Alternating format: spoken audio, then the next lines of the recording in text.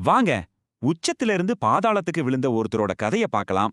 ஒரு ஜப்பான் கம்பெனியோட 1000 கோடி ரூபாய் டீல் கிட்டத்தட்ட கையெழுத்தாக போகுது. விக்ரம் அவரோட வெற்றி கொண்டாட்டத்துல இருந்தாரு. இது அவரோட நேரம். திடீர்னு நெஞ்சில ஒரு வலி, கண்ணு இருட்டாகிடுச்சு. அது ஒரு ஹார்ட் அட்டாக்.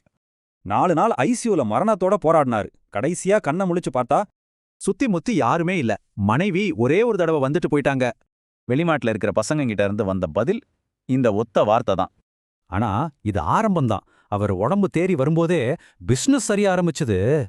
முதல்ல அக்கவுண்டன்ட் பணத்தோட ஓடிட்டாரு. அடுத்து பேங்க் கடன் கேட்டுச்சு. பங்குச்சந்தையும் விழுந்துருச்சு. ஒவ்வொரு நாளும் ஒரு கட்ட செய்தி. பாருங்க, வெறும் 3 மாசத்துல எல்லாமே காலி. அவரோட பெரிய வீடு, காருங்க, ஆபீஸ் எல்லாத்தையும் பேங்க் எடுத்துக்கிட்டாங்க. அன்னைக்கு சாயங்காலம் அவரோட மனைவி சுமதி வந்தாங்க.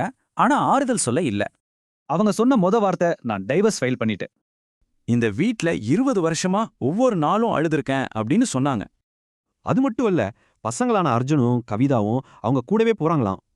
கடைசியா அவங்க சொன்ன அந்த வார்த்தை தான் அவரை உடைச்சிடுச்சு. முழுசா உடைஞ்சு போன விக்ரம் அப்படியே கீழே உட்கார்ந்து கதறி அழுதாரு.